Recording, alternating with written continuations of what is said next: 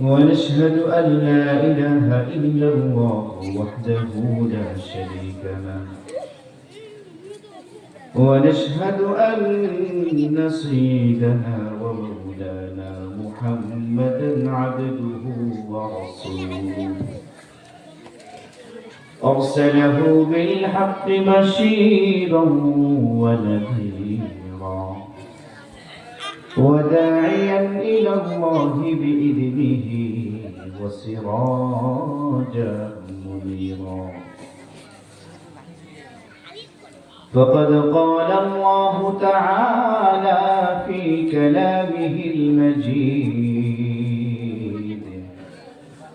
أعوذ بالله من الشيطان الرجيم بسم الله الرحمن الرحيم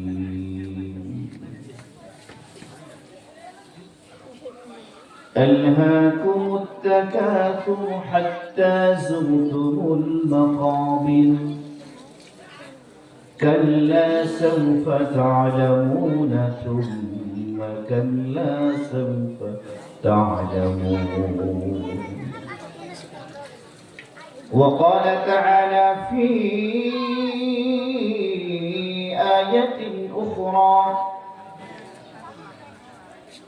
إن الذين يتلون كتاب الله وأقاموا الصلاة وأنفقوا مما رزقناهم سرا وعلانية وأنفقوا مما رزقناهم سرا وعلانية يرجون تجارة لن تبور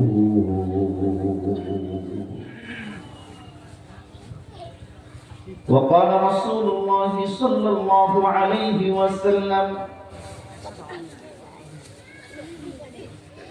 كن في الدنيا كأنك غريب أو عابر سبيل وعد نفسك من أهل القبور إذا أمسيت فلا تحدث نفسك بالصباح وإذا أصبحت فلا تحدث نفسك بالمساء أو كما قال رسول الله صلى الله عليه وسلم وقال تعالى إن الله وملائكته يصلون على النبي يا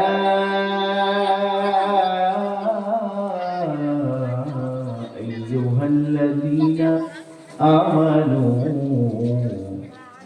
صلوا عليه وسلموا تسليما شبه محبة الشديد درود الله الكريم اللهم صل على محمد وعلى آل محمد كما صليت على إبراهيم وعلى آل إبراهيم إنك حميد مجيد اللهم بارك على محمد وعلى آل محمد كما باركت على إبراهيم وعلى آل إبراهيم إنك حميد مجيد بلغ العلا بكماله كشف الدجى بجماله حسنت جميع خصاله صلوا عليه وآله زمهجوري بڑا مدجان عالم ترحم يا نبي الله ترحم آخر رحمة للعالمين محرومة چراغاں پہ نشین برو آمد سرد بردے یمانی کہ روئے دست صبح زندگانی لا الہ الا اللہ একটু দয়া করে ফাঁকা জায়গাগুলো পূরণ করে একটু সামনের দিকে আগায় আসেন বাবা একটু সামনের দিকে আগায় আসি সামনের ফাঁকা জায়গাগুলো পূরণ করে সামনের দিকে আগায় আসি অল্প সময় আলোচনা হবে একটু আল্লাহ পাকের জিকির লা ইলাহা ইল্লাল্লাহ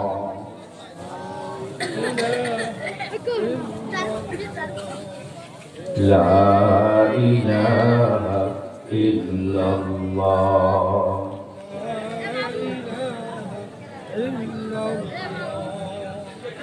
तेरे सवा माशूक हकीकी कोई नहीं हाय कोई नहीं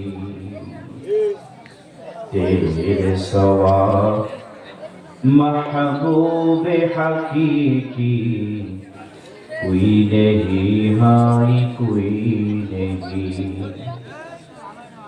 यादों में तेरे सबको भुला दो कोई न मुझको याद रहे सब खुशियों में आग लगा दो खाने दिल आबाद रहे अब तो रहे बस तादमे आखिर वर्द ज़बाई मेरे इलाह ला इलाहा इल्लल्लाह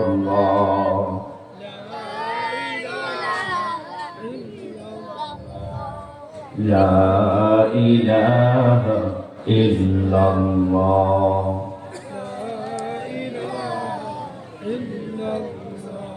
لا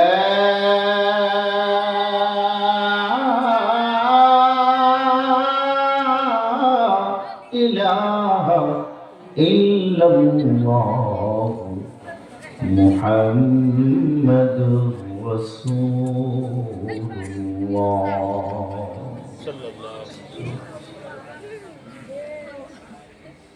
তেঁতুলকান্দি তালিমুল কোরআন নুরানী হাফিজি মাদ্রাসার উদ্যোগে ওয়াজ মাহফিল এর সম্মানিত সভাপতি বিশিষ্ট আলেম দ্বীন হযরত মাওলানা শমশের আলী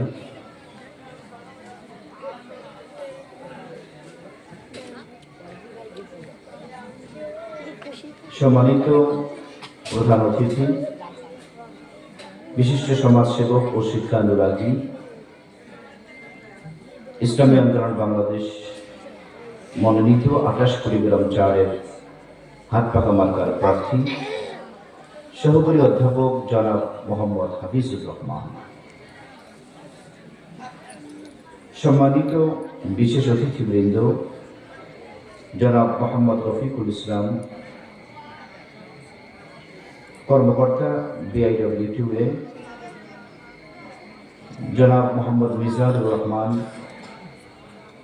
কর্মকর্তা ইসলামী আন্দোলন বাংলাদেশ আলহাজ মোহাম্মদ সুলতান মাহমুদ বিশিষ্ট ব্যবসায়ী ঢাকা জনাব আলহাজ মোহাম্মদ জাহাঙ্গীর আলম অবসরপ্রাপ্ত পুলিশ সদস্য মাহফিলের সম্মানিত পরিচালক মাওলানা রফিকুল ইসলাম শিক্ষক অত্র মাদ্রাসা সার্বিক তত্ত্বাবধানে আলহাজ ডাক্তার আব্দুল হাকিম অবসরপ্রাপ্ত স্বাস্থ্য বিভাগ ও সভাপতি উক্ত মাদ্রাসা সহ দিগার হাজরাত ওলামা ইকরাম অন্যান্য অতিথিবৃন্দ আমার পূর্বে অত্যন্ত চমৎকার আলোচনা করেছেন আমার অত্যন্ত মহব্বতের ব্যক্তি তরুণ আলেম দ্বীন উদীয়মান তরুণ বক্তা হাফেজ মাওলানা মাইদুল ইসলাম আনসারী দামাত বরকাতুহুল আলিয়া সহ দিগার হাজরাত ওলামা ইকরাম আমার সামনে অবস্থানরত দিনদার ইসলাম প্রিয় মুসলমান ভাইরা, পর্দানন্তরালের পর্দানিশীল মা ও বোনেরা, আপনারা সবাই কেমন আছেন? আলহামদুলিল্লাহ। আরো জোরে বলেন, কেমন আছেন? আলহামদুলিল্লাহ। আল্লাহ রাব্বুল আলামিন দয়া করে, মায়া করে, মহব্বত করে, ভালোবেসে আমাকে আপনাকে এই দ্বীনি জলসায় আসার এবং বসার তৌফিক দান করেছে। আমরা সবাই খুশি লাগে যা। আরো জোরে বলেন, আল্লাহ রাব্বুল আলামিন দয়া করে, মায়া করে, মহব্বত করে, ভালোবেসে এরকম একটি দ্বীনি জলসায়, দ্বীনি মাহওয়ালে, দ্বীনি পরিবেশে কোরআনের কথা যেখানে আলোচনা করা হবে, আল্লাহর মহত্ব, বরত্ব, শ্রেষ্ঠত্বের কথা যেখানে আলোচনা করা হবে, পয়গম্বর আলাইহিস সালাতু ওয়াস সালামের ভাষায়, উম্মতেরা যখন তোমরা জান্নাতের বাগানের পাশ দিয়ে অতিক্রম করবে, তখন সেই জান্নাতের বাগান থেকে কিছু ফল খাবে। সাহাবায়ে কেরাম জিজ্ঞাসা করেছেন, ইয়া রাসূলুল্লাহ, ইয়া হাবিবাল্লাহ, দুনিয়ার জমিনের জান্নাতের বাগান কি? পয়গম্বর আলাইহিস সালাতু ওয়াস সালাম সাহাবাদের প্রশ্নের জবাবে বলেছেন, হালাকুজ যিকর, উম্মতেরা দুনিয়ার জমিনে যে সমস্ত জায়গায়, যে সমস্ত মজলিসে আল্লাহর বরত্ব, মহত্ব, শ্রেষ্ঠত্বের কথা আলোচনা করা হয়, আল্লাহর জিকির করা হয়, ওই মজলিসগুলো হচ্ছে দুনিয়ার জমিনের জান্নাতের বাগান। সুবহানাল্লাহ। ভাইরা আমার, দুনিয়ার জমিনের জান্নাতের এই বাগান, এখানে আপনি জান্নাতের বাগানের ফলও দেখতে পাবেন না, ফুলও দেখতে পাবেন না, ফল আর ফুলের ঘ্রাণও পাবেন না, জান্নাতের নাজু নিয়ামত এখান থেকে অনুধাবন করতে পারবেন না, দেখতেও পারবেন না। কিন্তু জান্নাতের বাগানের ফল মূল, জান্নাতের নাজু নিয়ামত এই মাহফিলগুলোর মাধ্যমে আল্লাহ রাব্বুল আলামিন আমাকে আপনাকে দিতে পারেন, এই বিশ্বাস, এই ইয়াকিন আমাদের অন্তরে রাখতে হবে। এটার নামেই হচ্ছে ঈমান। কথা বলেন ঠিক কি না? আমরা নামাজ পড়ি, বিষয়টা এমন না যে নামাজ পড়লাম, নামাজের পরপরেই আমি জান্নাতের ঘ্রাণ পাচ্ছি, নামাজের পরপরেই আমি আমার চোখ দিয়ে জান্নাত দেখতে পাচ্ছি। এর বিপরীত, আপনি দুনিয়ার জমিনে কোনো গুনাহের কাজে লিপ্ত হলেন, গুনাহ করার পরে যে আপনি জাহান্নামের আগুনের তাপ অনুভব করবেন, জাহান্নামের সাববিচ্ছু দেখবেন, বিষয়টা এমন না। কিন্তু দুটি কাজ, একটি গুনাহের কাজ, একটি নেকের কাজ। গুনাহের কাজের বিপরীত আল্লাহ রাব্বুল আলামিন আযাব আর গজব রেখেছে, এটার ইয়াকিন করতে হবে, বিশ্বাস করতে হবে।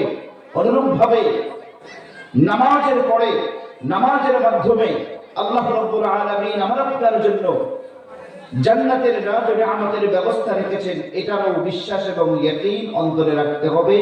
এটার নামই হচ্ছে ঈমান। এইজন্য মুসলমান আল্লাহর বান্দা, আল্লাহর গোলাম, আল্লাহ রাব্বুল আলামিন আজকের এই মাহফিলে, এই মহতি জলসায় আমাকে আপনাকে এনেছেন। অবশ্যই একতার ইয়াকিন আর বিশ্বাস অন্তরে বদ্ধমূল রাখতে হবে যে এর মাধ্যমে আল্লাহ রাব্বুল আলামিন আমাকে আপনাকে জান্নাতের নাজু নিয়ামত দান করবেন। এই জন্য দুনিয়ার জমিনে নামাজি, বেনামাজি, দানকারী, সুদখোর, পর্দাকারী, পর্দাহীন, এই সব কিছুর সঙ্গে ঈমানের একটা সম্পর্ক আছে। কথা বলেন ঠিক কি না? সব কিছুর সঙ্গে ঈমানিয়াতের একটা অতপ্রত সম্পর্ক জড়িয়ে আছে। যার ঈমান যত শক্তিশালী, তার আমল তত ভালো। যার ঈমান যত দুর্বল, আমলের ক্ষেত্রে, ইবাদতের ক্ষেত্রে সে তত দুর্বল।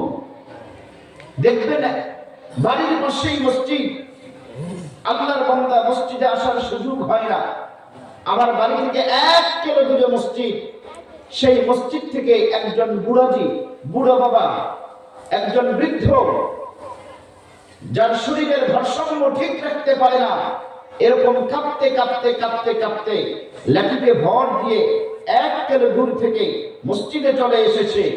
বিষয়টা কোথায়? বাড়ির পাশে একজন নওজোয়ান, একজন তাগড়া জওয়ান চাইলে মসজিদে আসতে পারে, কিন্তু এই জওয়ান মসজিদ পর্যন্ত আসতে পারছে না। বাড়ি থেকে 1 মাইল দূরে, মসজিদ থেকে 1 মাইল দূরে একজন বৃদ্ধ কাঁদতে কাঁদতে মসজিদ পর্যন্ত চলে আসলো। শক্তিটা মূলত শরীরের শক্তি নাকি ইমানের শক্তি? জোরে বলেন, আরো জোরে বলেন। ইমানের শক্তি। ইমানের শক্তি। মানুষ যত বুড়া হয় শারীরিক শক্তি তত কমে যায়, কিন্তু যদি ইমানিয়তের চর্চা, আমলের চর্চা তার ভিতরে থাকে, যত বৃদ্ধ হবে ইমানের শক্তি তত জোয়ান হবে।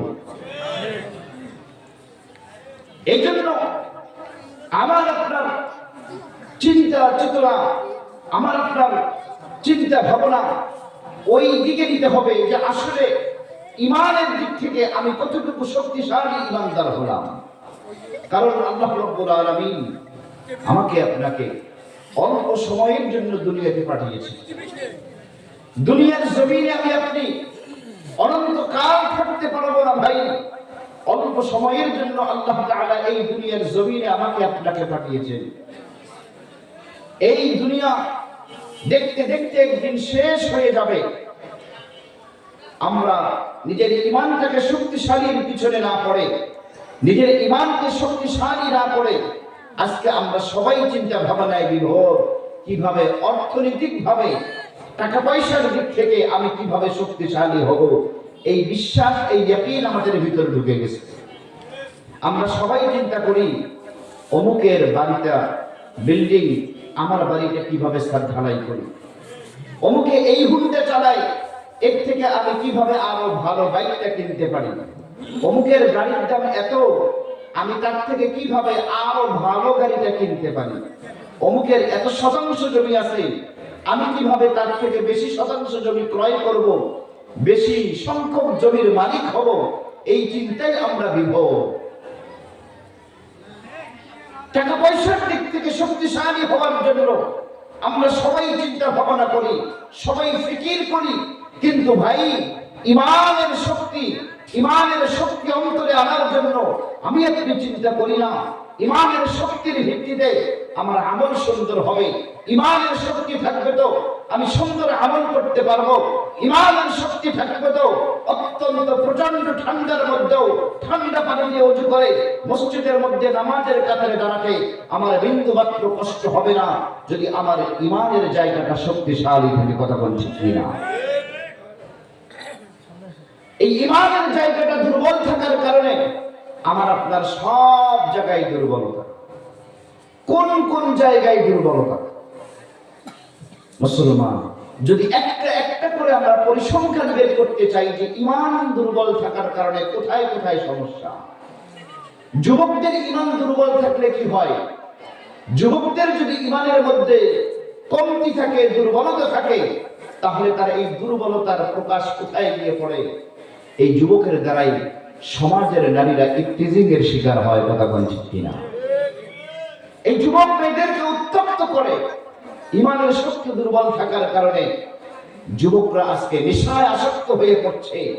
ইমানের শক্তি দুর্বল থাকার কারণে যুবকদের দ্বারা বিভিন্ন ধরনের অন্যায় কর্ম হচ্ছে। ইমানের শক্তি দুর্বল থাকার কারণে মানুষরা জমিতে গিয়ে আইন ফেলে। ইমানের শক্তি দুর্বল থাকার কারণে আমি আপনি সামান্য বিপদে পড়লেই বিভিন্ন জায়গা থেকে সুদের উপর, লাভের উপর ভিত্তি করে আমরা টাকা গ্রহণ করি, লোন গ্রহণ করি। কথা বলেন ঠিক কিনা? এই জন্য মুসলমান আল্লাহ রাব্বুল আলামিন যুগে যুগে নবী আর রাসূল আর কিতাব প্রেরণ করে এই জাতির ঈমানকে শক্তিশালী করার মেহনত করেছেন সাহাবাদের মাধ্যমে, নবীদের মাধ্যমে, পয়গম্বর আলাইহিস সালাতু ওয়াস সালামের মাধ্যমে।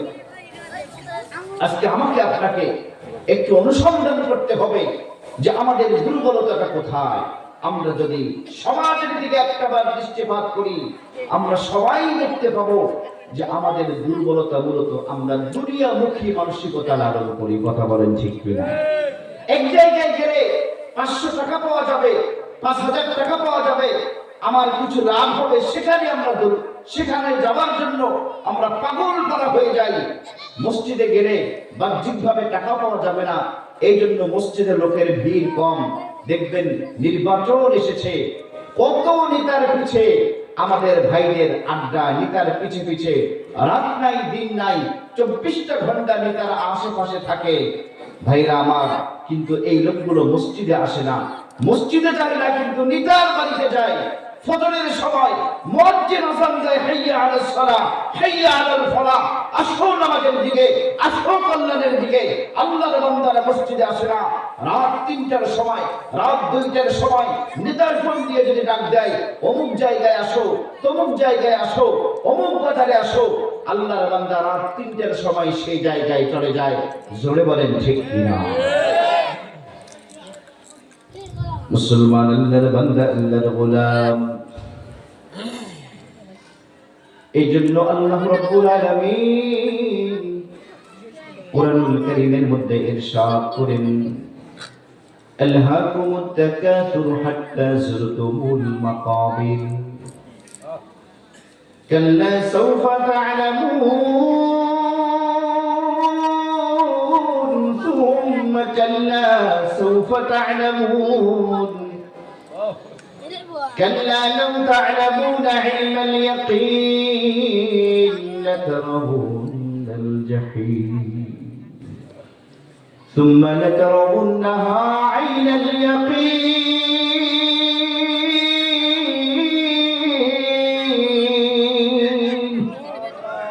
ثم لتسألن يومئذ عن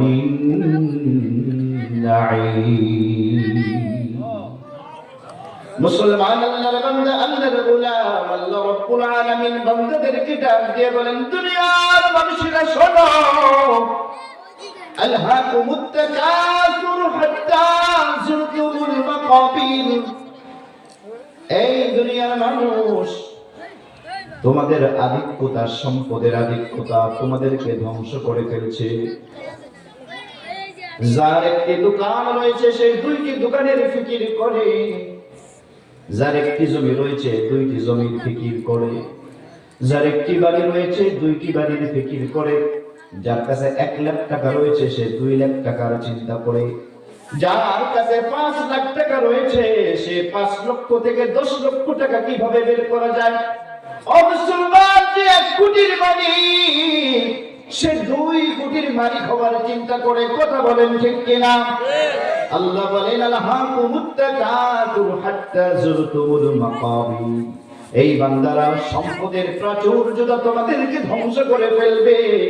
তোমাদের এই সম্পদের আধিক্যতার চিন্তা, এই বান্দারা সম্পদের আধিক্যতার চিন্তা করতে করতে করতে করতে এমন একটা সময় চলে আসবে রে বান্দা, হাত্তা যুরতুমুল মাকাবির, তোমার সঙ্গে কবরের সাক্ষাৎ হয়ে যাবে। জোরে কোন ঠিক কিনা? ও তুমি এই দুনিয়ার মায়ায় পড়ে করছো কত বাহানা, এই যে নই তোরা আসল বাড়ি, কবর যে তোরা আসল ঠিকানা। এই যে নই তোরা আসল বাড়ি, কবর যে তোরা আসল ঠিকানা। জোরে কোন ঠিক কিনা? রাত দিনে দৌড়া দৌড়ি, বিশ্রামের সুযোগটা নাই। এত টাকা রাখবি কোথায়, কাপড়ে তো পকেট নাই। টাকা পয়সা লইয়া কি কেউ কবরে গেছে? ওরে মানুষ হইছো বেহুশ দুনিয়ার পিছে, কি জবাব দিবি রে তুই আল্লাহর কাছে? হাই, কি জবাব দিবি রে তুই আল্লাহর কাছে? আলহাকুমুত তাকাসুর হাত্তা যুরতুমুল মাকাবির। মুসলমান, আল্লাহর বান্দা, আল্লাহর গোলাম, দৈনিক কবর আমাকে আপনাকে ডাকে, এই দুনিয়ার মানুষ, আমি কিন্তু সাপ বিচ্ছুর ঘর, আমি কিন্তু পোকামাকড়ের ঘর। আমার কাছে আসবা, সাবধানে আসো। যদি সামান না নিয়ে আমার কাছে আসো, তোমাদেরকে আমি ছাড়বো না। আলহাকুমুত তাকাতুর হাত্তা যুরতুমুল মাকাবির। দুনিয়া দুনিয়া করতে করতে করতে করতে এমন একটা সময় আমার আপনার জীবনে চলে আসে, আমাদের সঙ্গে কবরের সাক্ষাৎ হয়ে যাবে। এই জন্য পয়গম্বর আলাইহিস সালাতু ওয়াস সালাম আমাদের অবস্থা ব্যক্ত করেন, লাউ কানা লিইবনি আদম ওয়াদিয়াম মিন যাহাবিন। এই বাবারা কথা বলো না, এই সামনে তোমরা যারা বসছো প্লিজ তোমরা কথা বলো না। বয়ানের মধ্যে মনোযোগ ভিন্ন দিকে গেলে কথা নষ্ট হয়ে যাবে। আলহামদুলিল্লাহ, বলতেছিলাম পয়গম্বর আলাইহিস সালাতু ওয়াস সালাম ফরমান, লাউ কানা লিইবনি আদম ওয়াদিয়াম মিন যাহাবিন লা আহাব্বু আন ইয়াকুনা লাহু ওয়াদিয়ান ওয়া লা ইয়ামলাউ ফাহু ইল্লা তুরাব আও কামা ক্বালা রাসূলুল্লাহ সাল্লাল্লাহু আলাইহি ওয়াসাল্লাম।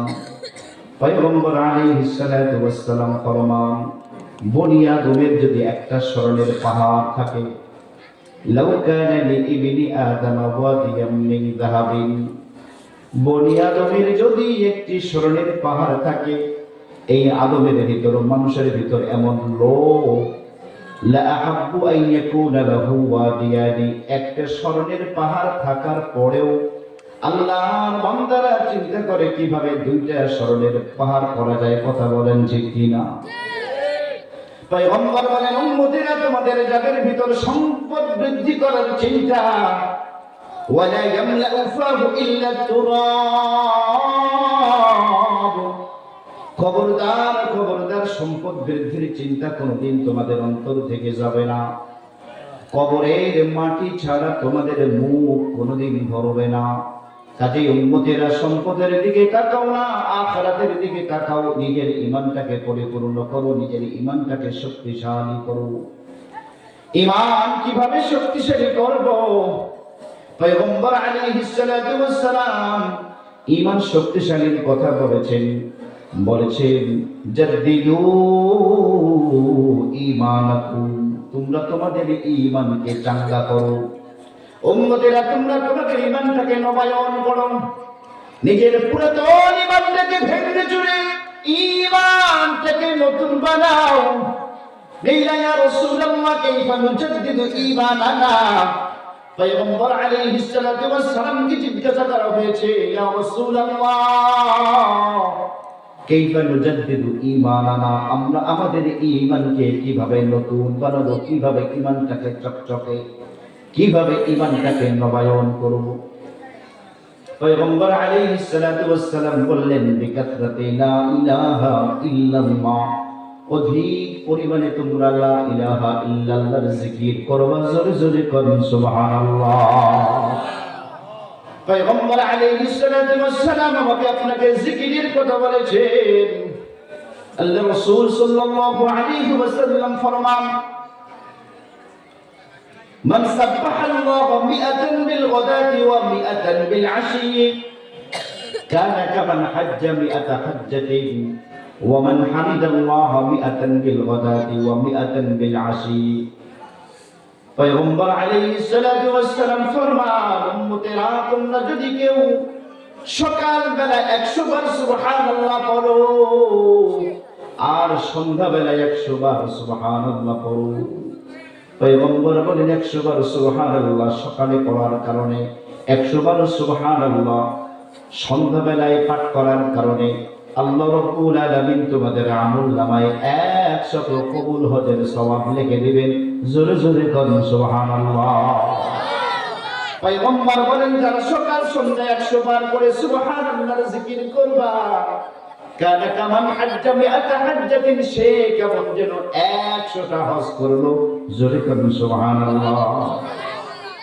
ওয়া মান হামিদাল্লাহ মিআতান বিল গাদাতি ওয়া মিআতান বিল আশি, আল্লাহর যে বান্দা সকালে 100 বার আলহামদুলিল্লাহ পড়বে, সন্ধ্যাবেলায় 100 বার আলহামদুলিল্লাহ পড়বে, পয়গম্বর বলেন সে যেন 100 ঘোড়া, যে ঘোড়াগুলোর উপর অনেক সামার রয়েছে, গম রয়েছে, শস্য দানা রয়েছে।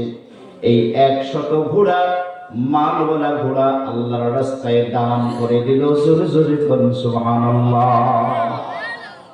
ومن هلل الله 100 بالغداة و100 بالعشي উম্মতিরা, তোমরা যারা সকালের মধ্যে 100 বার লা ইলাহা ইল্লাল্লাহ পড়বা, আর সন্ধ্যাবেলায় 100 বার লা ইলাহা ইল্লাল্লাহ পড়বা, কানা কামান ই'তাকা রাকাবাতান মিন ওয়ালাদি বনি ইসরাঈল। পয়গম্বর বলেন কেমন যেন মিন ওয়ালাদি বনি ইসমাঈল, বনি ইসমাঈল গোত্রের একজন গোলাম আযাদ করলে যে সওয়াব পাওয়া যায়, সেই সওয়াব আল্লাহ রাব্বুল আলামিন সকাল সন্ধ্যায় যারা লা ইলাহা ইল্লাল্লাহ বলবে তাদের আমলনামায় লিখে দিবে। জোরে জোরে কোন সুবহানাল্লাহ। ও মুসলমান, আল্লাহর বান্দা, আল্লাহর গোলাম, আমাদের ঈমান কেন দুর্বল? এই ঈমান তো এনেছি, ঈমানটাকে মজবুত রাখতে হবে, ঈমানটাকে শক্তিশালী রাখতে হবে। ঈমান শক্তিশালী কিসের দ্বারাই হয়? ঈমান শক্তিশালী হওয়ার অন্যতম একটা মাধ্যম হলো আল্লাহ পাকের জিকির করা। ঈমান শক্তিশালী হওয়ার অন্যতম একটা মাধ্যম হলো সদা সর্বদা আল্লাহর ফিকির করা, সদা সর্বদা আল্লাহ রাব্বুল আলামিন, আল্লাহ রাব্বুল আলামিনের কথা স্মরণ করা অন্তর দিয়ে। এইভাবে যদি আমরা সবাই যদি ঈমানের মেহনত করি, ঈমানের আলোচনা করি, আল্লাহ রাব্বুল আলামিনের বরত্ব, মহত্ব, শ্রেষ্ঠত্বের কথা আলোচনা করি, আল্লাহ রাব্বুল আলামিন আমাদের জন্য কি না জানি নিয়ামত তৈরি করেছে, আল্লাহ রাব্বুল আলামিন আমাদের জন্য কি না জানি নিয়ামত তৈরি করেছে, এগুলোর দিকে যদি দৃষ্টিপাত করি, আল্লাহর কথা ফিকির করলে, আল্লাহর সৃষ্টির কথা ফিকির করলে অটোমেটিক আল্লাহর প্রতি প্রেম, মহব্বত, ভালোবাসা বৃদ্ধি পাবে। একজন মানুষের অন্তরে যখন আল্লাহর মহব্বত থাকবে, তার ঈমানটাও শক্তিশালী হয়ে যাবে। জোরে জোরে কোন ঠিক কিনা? এই জন্য পরের আয়াতের মধ্যে আল্লাহ রাব্বুল আলামিন এই সূরার মধ্যে বলেন, সুম্মা লা তুসআলুন্না ইয়াওমাইযিন আনিন নাঈম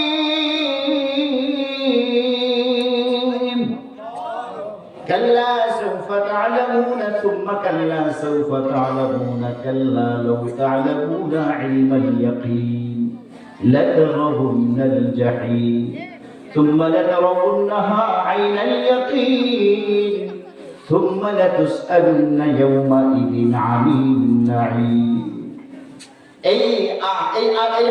এই সূরার তাফসীরের মধ্যে, তাফসীরে ইবনে কাসীরের মধ্যে লেখে, পয়গম্বর আলাইহিস সালাতু ওয়াস সালামের জীবনীটা কেমন ছিল। পয়গম্বর আলাইহিস সালাতু ওয়াস সালাম একবার দুপুরবেলা বাড়ি থেকে বের হয়ে মসজিদে নববীর মধ্যে এসেছে। মসজিদে নববীর মধ্যে এসে দেখেন আবু বকর সিদ্দিক রাদিয়াল্লাহু আনহু বসা। আবু বকর সিদ্দিক রাদিয়াল্লাহু আনহুকে পয়গম্বর আলাইহিস সালাম জিজ্ঞাসা করেছে, আবু বকর, এই দুপুর বেলায় বাড়ি থেকে কেন মসজিদের মধ্যে তুমি বসা? আবু বকর সিদ্দিক রাদিয়াল্লাহু আনহু বলেন, ইয়া রাসূলুল্লাহ, ইয়া হাবিবাল্লাহ, যেই জিনিস এই দুপুর বেলা আপনাকে ঘর থেকে বের করেছে, আমাকেও সেই জিনিসটাই ঘর থেকে বের করেছে। কিছুক্ষণ পরে হযরত ওমর ফারুক রাদিয়াল্লাহু আনহু মসজিদে নববীতে চলে আসছেন। মসজিদে নববীতে আসার পরে দেখে ওমর বসা। মসজিদে নববীতে আসার পরে দেখে আবু বকর সিদ্দিক রাদিয়াল্লাহু আনহু বসা, পয়গম্বর আলাইহিস সালাতু ওয়াস সালাম বসা। জিজ্ঞাসা করলেন, দুপুর বেলায় মসজিদের মধ্যে কেন বসা? ওমর ফারুক রাদিয়াল্লাহু আনহু বলেন, ইয়া রাসূলুল্লাহ, যে জিনিস দুপুর বেলা আপনাকে ঘর থেকে বের করেছে, আমাকেও সেই জিনিসটাই ঘর থেকে বের করেছে। সেই জিনিসটা হলো ক্ষুধা। বাড়ির মধ্যে খাবারের কিছু নাই, প্রচন্ড ক্ষুধা নিয়ে আবু বকর সিদ্দিক রাদিয়াল্লাহু আনহু বাড়ির বাহিরে চলে আসছে। পয়গম্বর আলাইহিস সালাতু ওয়াস সালাম বাড়ির বাহিরে চলে আসছে। ওমর ফারুক রাদিয়াল্লাহু আনহু বাড়ির বাহিরে চলে আসছে। বাড়ির মধ্যে কোনো খাবার নাই। ও ভাই, পয়গম্বর আলাইহিস সালাতু ওয়াস সালাম এমন একজন নবী,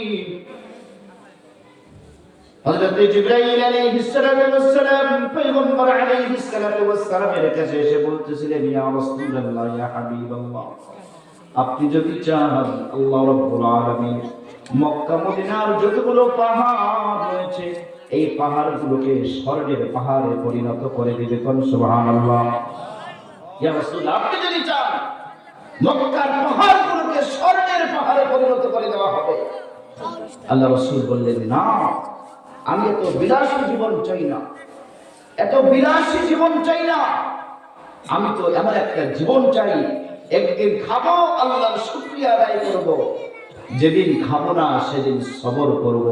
ও মুসলমান, এটা ছিল আমার আপনার নবীর আখলাক আর বৈশিষ্ট্য। আমাদের তো প্রাচুর্যতা লাগে, আমাদের তো বাড়িটা অনেক সুন্দর লাগে, আমাদের বাড়িতে তো চেয়ারে হয় না, সোফা লাগে, আমাদের বাড়িতে তো ভালো দামি দামি শাহী খাট লাগে। অথচ পয়গম্বরের বাড়িতে শাহী খাট ছিল না। আল্লাহর নবীর জীবনটা ছিল সম্পূর্ণটাই আখিরাতমুখী একটা জীবন। আল্লাহর নবী চাইলে বিলাসিতা করতে পারতেন, বিলাসী জীবন যাপন করতে পারতেন। আল্লাহর নবীর বিছানার মধ্যে তোশক ছিল না। আল্লাহর নবী চাটাইয়ের উপর ঘুমাইতেন, ঘুম থেকে ওঠার পরে চাটাইয়ের গান আল্লাহর নবীর পবিত্র শরীরে লেগে থাকতো। এমন এক জীবন আল্লাহর নবী গোটা জীবনটা কাটিয়ে গেছে। ও মুসলমান, আল্লাহর বান্দা, আল্লাহর গোলাম, আল্লাহ রাব্বুল আলামিন নবী আকরাম সাল্লাল্লাহু আলাইহি ওয়াসাল্লামকে দুনিয়ার জমিনে কেন পাঠাইলেন? পয়গম্বর আলাইহিস সালাতু ওয়াস সালাম ইসলামটাকে বাস্তবসম্মত রূপে আমার আপনার সামনে উপস্থাপন করেছেন, আর গোটা দুনিয়ার মানুষদেরকে দেখাইছেন, এই দুনিয়ার মানুষ দেখো আমার পার্সোনাল লাইফটা কেমন, দেখো আমার আউটডোর ইনডোর কেমন, দেখো আমার ব্যক্তি জীবনটা কেমন, দেখো আমার পারিবারিক জীবনটা কেমন, দেখো আমার সামাজিক জীবনটা কেমন, দেখো আমার রাজনৈতিক জীবনটা কেমন, দেখো আমার রাষ্ট্রীয় জীবনটা কেমন। ও মুসলমান, পয়গম্বর আলাইহিস সালাতু ওয়াস সালামের বাড়িতে দিনের পর দিন যাইতো, সপ্তাহের পর সপ্তাহ যাইতো, চুলার মধ্যে আগুন জ্বলতো না। সাহাবায়ে কেরাম জিজ্ঞাসা করতেন, আম্মা জান হযরত আয়েশা সিদ্দিকা রাদিয়াল্লাহু আনহাকে এক সাহাবা জিজ্ঞাসা করলেন, আম্মা জান, দিনের পর দিন যদি চুলার মধ্যে আগুন না জ্বলতো আপনারা কি খাইতেন? আয়েশা সিদ্দিকা রাদিয়াল্লাহু আনহা জবাব দিতেন, আমরা শুকনা খেজুর ভিজাইতাম, কিছুক্ষণ পরে শুকনা খেজুর খাইতাম, শুকনা খেজুর ভিজে ভিজে খাইতাম আর জীবনটা পার করতাম। ও মুসলমান, আল্লাহর বান্দা, আল্লাহর গোলাম, পয়গম্বর আলাইহিস সালাতু ওয়াস সালাম আবু বকর সিদ্দিক আর উমর ফারুক রাদিয়াল্লাহু আনহু কে নিয়া তাদেরকে বললেন, চলো কোন সাহাবার বাড়িতে যাই, হয়তো বা খাবারের ব্যবস্থা হবে। অনেক ভেবে চিন্তে হযরতে আবুল হাইসাম রাদিয়াল্লাহু আনহুর বাড়িতে যাওয়ার পরে পয়গম্বর আলাইহিস সালাতু ওয়াস সালাম সালাম দিচ্ছেন, আসসালামু আলাইকুম ওয়া রাহমাতুল্লাহ। এই আবুল হাইসাম, তুমি বাড়িতে আছো নাকি? কোনো জবাব নেই। আবারও দরজার মধ্যে নক করে সালাম, আসসালামু আলাইকুম ওয়া রাহমাতুল্লাহ। আবুল হাইসাম, তুমি বাসার মধ্যে আছো নাকি? ও মুসলমান, আবার সালাম দিলেন, দ্বিতীয় সালামের কোনো জবাব আসছে না। পয়গম্বর আলাইহিস সালাতু ওয়াস সালাম আবার সালামের জবাব দিলেন, আবার সালাম দিলেন, আসসালামু আলাইকুম। আবুল হাইসাম, বাড়ির মধ্যে আসো নাকি? না, কোনো প্রশ্নের জবাব নেই, সালামের কোনো জবাব নেই। আবুল হাইসাম রাদিয়াল্লাহু আনহুর বাড়ি থেকে পয়গম্বর ফিরে আসলেন। মুসলমান, আমার কথা বুঝে থাকলে জবাব দিন। এই যে পয়গম্বর বাড়ির মধ্যে তিনবার নক করে তিনবার সালাম দিয়ে চলে আসলেন, এর মধ্যে উম্মতের জন্য কোনো শিক্ষা আছে না নাই? আছে না নাই? বাড়িতে যাওয়ার পরে হ্যাঁ, আমাদের অবস্থাটা কি? বাড়িতে ঢোকার সময় সালাম তো নাই, একবারে হুড়মুড় করে বাড়িতে ঢুকি। বাড়িতে অনেক মহিলা মানুষ কোন অবস্থায় থাকে না থাকে, এটার দিকে আমরা কোনো ভ্রুক্ষেপ করি না। ভাবি ভাবি চাচি এই কথা বলে আমরা বাড়ির ভিতরে ঢুকে যাই, কথা কোন ঠিক কিনা? আল্লাহর নবীর আখলাক কি ছিল? আল্লাহর হুকুমটা কি? আল্লাহর হুকুম হলো ইয়া আইয়ুহাল্লাযীনা আমানু, হে ঈমানদারগণ, লা তাদখুলু বুয়ুতান গায়রা বুয়ুতিকুম, লা তাদখুলু, তোমরা কারো গৃহে প্রবেশ করবে না, বুয়ুতান গায়রা বুয়ুতিকুম, কেউ কারো বাড়িতে প্রবেশ করবে না, হাত্তা তাস্তানিসু ওয়া তুসাল্লিমু আলা আহলিহা, যতক্ষণ না তার কাছ থেকে অনুমতি নিবা এবং সালাম প্রদান করবা। সালাম দিতে হবে, সালামের জবাব যদি না আসে আবার সালাম দিবেন, আবার যদি জবাব না আসে আবার সালাম দিবেন, আবার যদি সালামের জবাব না আসে আস্তে করে ঘুরে বাড়ির দিকে রওনা দিবেন। তবুও বাড়ির মধ্যে উকি ঝুঁকি মারা ইসলামে সম্পূর্ণরূপে নিষেধ, কথা কোন ঠিক কিনা? মুসলমান আল্লাহর বান্দা, আল্লাহর গোলাম, পয়গম্বর আলাইহিস সালাতু ওয়াস সালাম পেটের মধ্যে ক্ষুধা, আবু বকর সিদ্দিক রাদিয়াল্লাহু আনহুর পেটের মধ্যে ক্ষুধা, ওমর ফারুক রাদিয়াল্লাহু আনহুর পেটে ক্ষুধা, অথচ ওমর ফারুক, আবু বকর সিদ্দিক এই দুজনেই হচ্ছেন ধনাঢ্য ব্যবসায়ী। তাদের টাকা ছিল, বাড়ি ছিল, গাড়ি ছিল, ধন দৌলত প্রাচুর্য ছিল। ইসলামের জন্য সবকিছু মক্কায় রেখে ইসলামের জন্য খালি হাতে মদিনায় হিজরত করেছেন। জোরে জোরে করুন সুবহানাল্লাহ। মুসলমান আল্লাহর বান্দা, আল্লাহর গোলাম, পয়গম্বর আলাইহিস সালাতু ওয়াস সালামের জীবনটা কত কষ্টের। এই জন্যই তো বলা হয়, হে রাসূল শৈলে তুমি কত জ্বালাতন,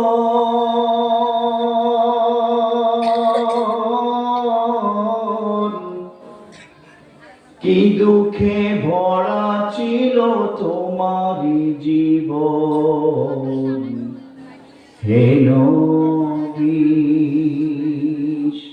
শৈলে তুমি কত জ্বালাতন,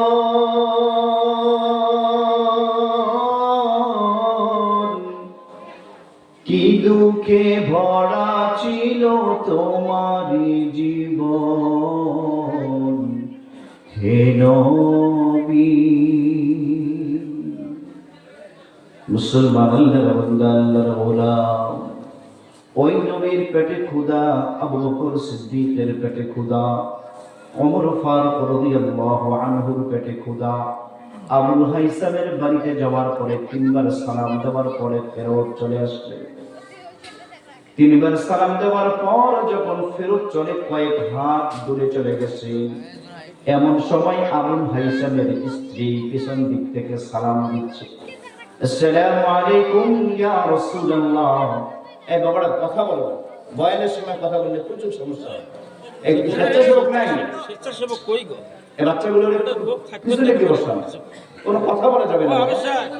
এই বাচ্চাগুলো একটু ইয়ে করে জান না কে পাশে বয়ান করতেই পারতেছি না, তবে ওরা চুপ করে বসে থাকে। আনার কিছু আউট করে দেয় আবার একটু তোমরা একটু ফাঁকাফাঁকি হয়ে চুপ করে বসে থাকো বাবা। এটা জিকির করে লা ইলাহা ইল্লাল্লাহ,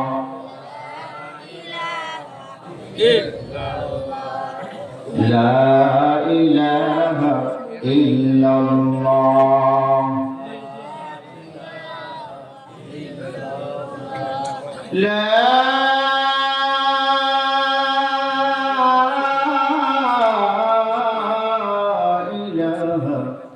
ইল্লাল্লাহ মুহাম্মাদুর রাসূলুল্লাহ, রাসূল নামে কেলো মদিনায়,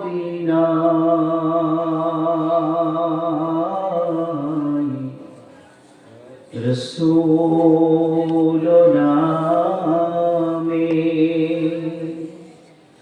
ওরে আকাশের ওই চন্দ্র কেরে ও কি আনলো দুনিয়া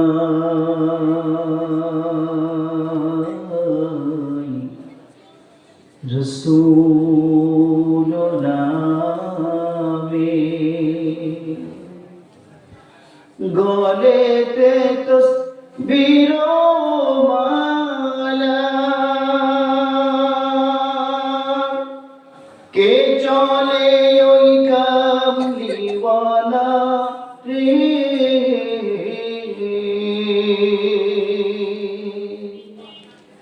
ওরে আমার বুকের দরগা চলে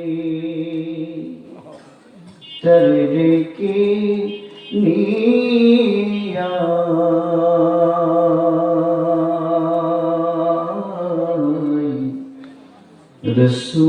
রসূল নামে মুসলমান আল্লাহর বান্দা আল্লাহর গোলাম মনোযোগ দিয়ে শুনুন পয়গম্বর আলাইহিস সালাতু ওয়াস সালাম আবুল হাইসামের বাড়ি থেকে 10 হাত দূরে চলে গেছে এমন সময় আবুল হাইসামের স্ত্রী পিছন দিক থেকে ডাক দিয়েছেন ইয়া রাসূলুল্লাহ আসুন বাড়িতে আসুন পয়গম্বর বলেন এতক্ষণ ডাকলাম কেন জবাব দিলেন না এই সাউন্ডটা এরকম লাড়াচাড়া করতেছে কেন আওয়াজ হচ্ছে তো একটু সাউন্ড কমাই দেন আবুল হাইসাম রাদিয়াল্লাহু আনহু নবী পিছন দিক থেকে ডাক দিয়েছেন ইয়া রাসূলুল্লাহ ইয়া হাবিবাল্লাহ বাড়ির দিকে আসুন পয়গম্বর আলাইহিস সালাতু ওয়াস সালাম কে বলতেছেন ইয়া রাসূলুল্লাহ ইয়া হাবিবাল্লাহ আমি আপনার প্রতিটি সালাম শুনেছি আর আপনি সালাম শোনার পরে জবাব দেই নাই সালামগুলো আমি শুনেছি কিন্তু আমি সালামের জবাব দেই নাই মুসলমান আমার পর্দার মা বোনেরা শুনুন পয়গম্বর আলাইহিস সালাতু ওয়াস সালামের জামানার মা বোনদের ঈমানের প্রতি আমলের প্রতি নেকি অর্জনের প্রতি কি পরিমাণ আগ্রহ ছিল কি পরিমাণ উদ্দীপনা ছিল পয়গম্বর আলাইহিস সালাতু ওয়াস সালাম বললেন সালাম দিলাম কিন্তু কোনো জবাব পেলাম না আবুল হাইসামের স্ত্রী বলতেছেন ইয়া রাসূলুল্লাহ প্রতিটি সালাম আমি শুনেছি কিন্তু জবাব দেই নাই পয়গম্বর আলাইহিস সালাতু ওয়াস সালাম বললেন কেন সালামের জবাব দিলা না আবুল হাইসাম রাদিয়াল্লাহু আনহু স্ত্রী বলতেছেন ইয়া রাসূলুল্লাহ প্রতিটি সালামের মধ্যে আপনি বলছিলেন আসসালামু আলাইকুম ওয়া রাহমাতুল্লাহ আসসালামু আলাইকুম তোমার উপর আল্লাহর পক্ষ থেকে শান্তি এবং আল্লাহ তাআলার রহমত বর্ষিত হোক ইয়া রাসূলুল্লাহ মনে মনে চিন্তা করলাম আমি যদি প্রথমে সালামের জবাব দেই আপনার পক্ষ থেকে একবার দোয়া পাবো একবার শান্তি আর রহমতের দোয়া পাবো আমি চাইলাম আপনার মুখ থেকে বারবার ইয়া রাসূলুল্লাহ চাইলাম আপনার জবান থেকে বারবার দোয়া পাই বারবার আপনার জবান থেকে যেন আমি দোয়া প্রাপ্ত হই বারবার আপনার জবান থেকে যেন শান্তি আর রহমতের দোয়া প্রাপ্ত হই ইয়া রাসূলুল্লাহ ইয়া হাবিবাল্লাহ এই জন্য কোন সালামের জবাব দেই নাই কিন্তু জবাবটা আমি শুনেছিলাম তিনবার সালাম দেওয়ার পরে মনকে সান্ত্বনা দিলাম আজকে পয়গম্বর আলাইহিস সালাতু ওয়াস সালাম আমার জন্য একবার নয় তিনবার রহমত আর শান্তির দোয়া করেছেন জোরে জোরে করুন সুবহানাল্লাহ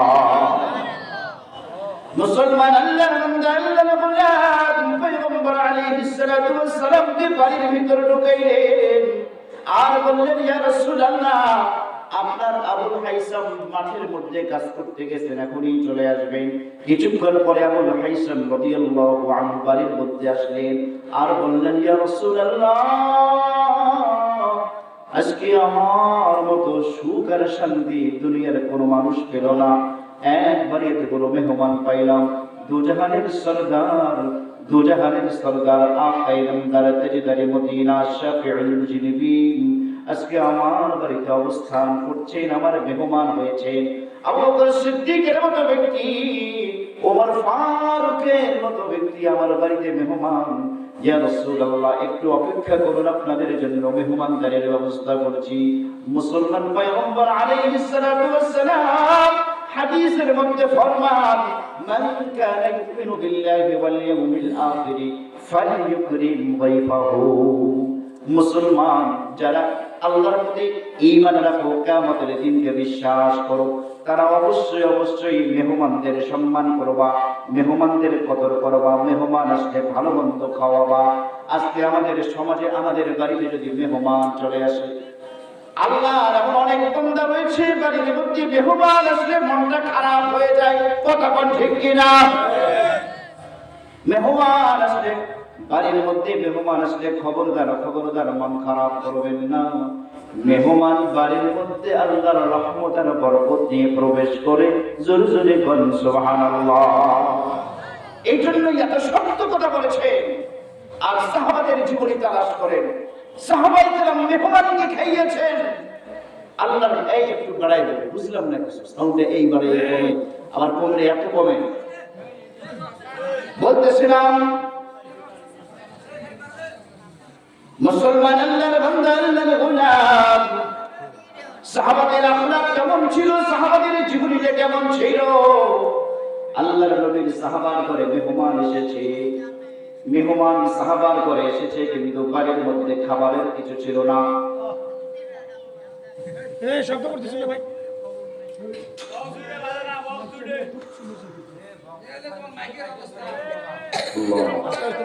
একটু আমরা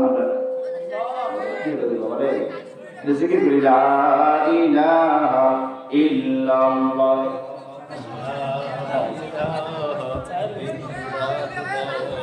লা ইলাহা, লা ইলাহা ইল্লাল্লাহ মুহাম্মাদুর রাসূলুল্লাহ। বাস আল্লাহর এই বাবা আল্লাহর সাথে করুন, যেমন আছে। বলতেছিলাম সাহাবাদের বাড়িতে মেহমান এসেছে, সাহাবা মেহমানের সামনে পরিবেশন করার মতো কিছুই ছিল না, শুধুমাত্র একটা রুটি ছিল। সাহাবায়ে কেরামের আখলাক আর চরিত্রটা কি ছিল?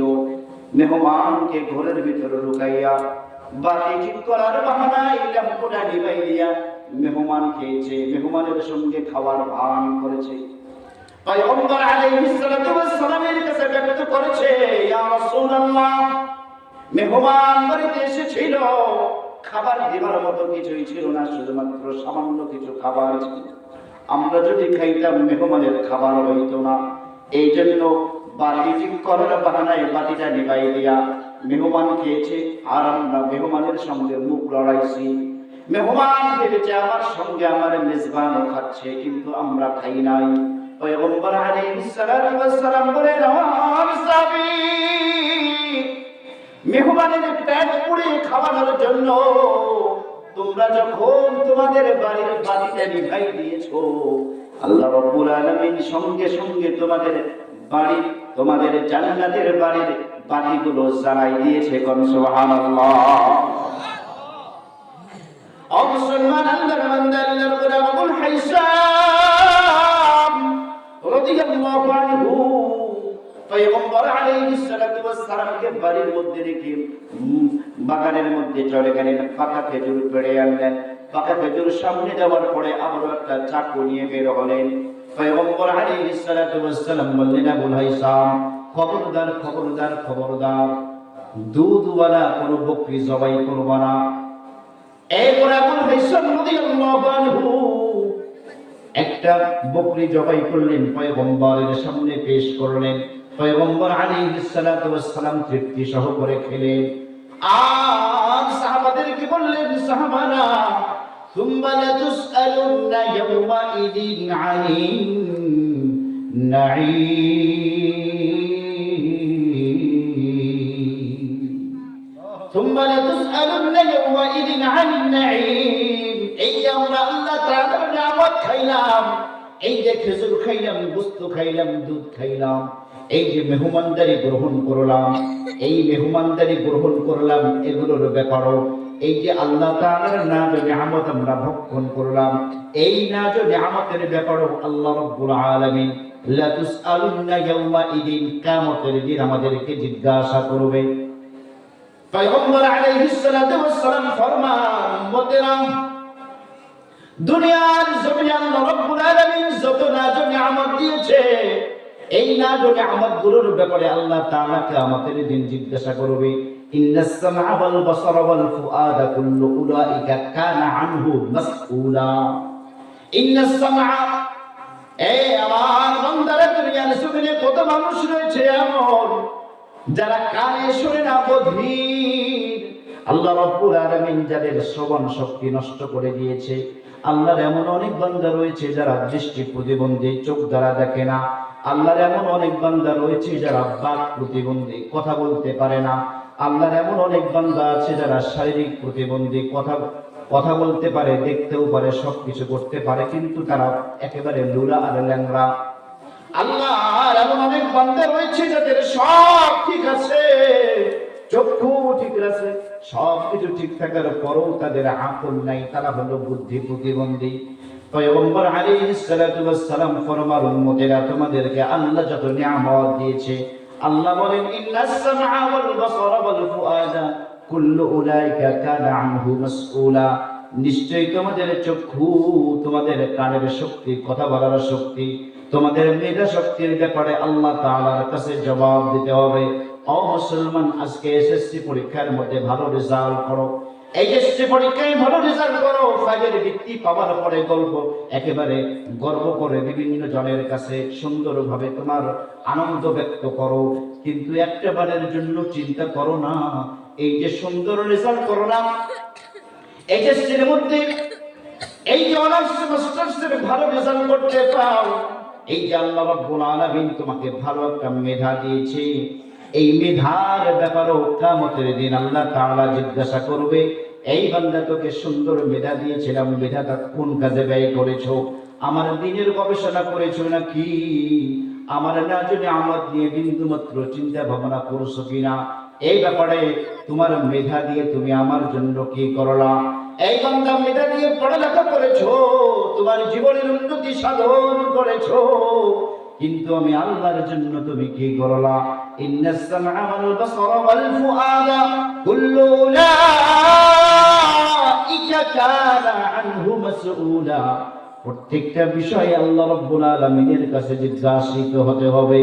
মুসলমান, আল্লাহর বান্দা, আল্লাহর গোলাম, আল্লাহ রাব্বুল আলামিন আমাকে আপনাকে বারবার স্মরণ করে দিয়ে বলেন, এই আমার বান্দারা, তোমাদের ধন সম্পদের আধিক্যতা তোমাদেরকে একেবারে মরণ পর্যন্ত টেনে নিয়ে যাবে। ধন সম্পদের আধিক্যতা, ধন সম্পদের প্রাচুর্যতা, ধন সম্পদের লোভ, আলহাকুমুত তাকাসুর, ধন সম্পদের লোভ তোমাদেরকে ধ্বংস করে দিবে। মুসলমান, ধন সম্পদের ব্যাপারে আমার কতটুকু নিয়ামত আছে আল্লাহর পক্ষ থেকে, আমি কতটুকু ধন সম্পদের মালিক, এই ব্যাপারে আল্লাহ রাব্বুল আলামিনের কাছে আমাকে জবাব দিতে হবে, হিসাব দিতে হবে। এই জন্যই তো পয়গম্বর আলাইহিস সালাতু ওয়াস সালামের কাছে গরীব সাহাবারা গেলেন আর বললেন, ইয়া রাসূলুল্লাহ, ইয়া হাবিবাল্লাহ, দুনিয়ার জমিনে বড় লোকরা অনেক আমল করতে পারে, আমরা গরীব কোনো আমল করতে পারি না। এমন অনেক আমল হয়েছে আমরা চাইলেও করতে পারি না, কিন্তু বড় লোকরা অনেক আমল করতে পারে। বড় লোক যারা, আল্লাহ রাব্বুল আলামিন যাদেরকে ধনের দৌলত দিয়েছেন, আল্লাহ রাব্বুল আলামিনের নাজ নিয়ামত পাওয়ার পরে তারা কুরবানি করে, তারা কুরবানির সওয়াব পায়। ইয়া রাসূলুল্লাহ, আমরা তো কুরবানির সওয়াব পাই না।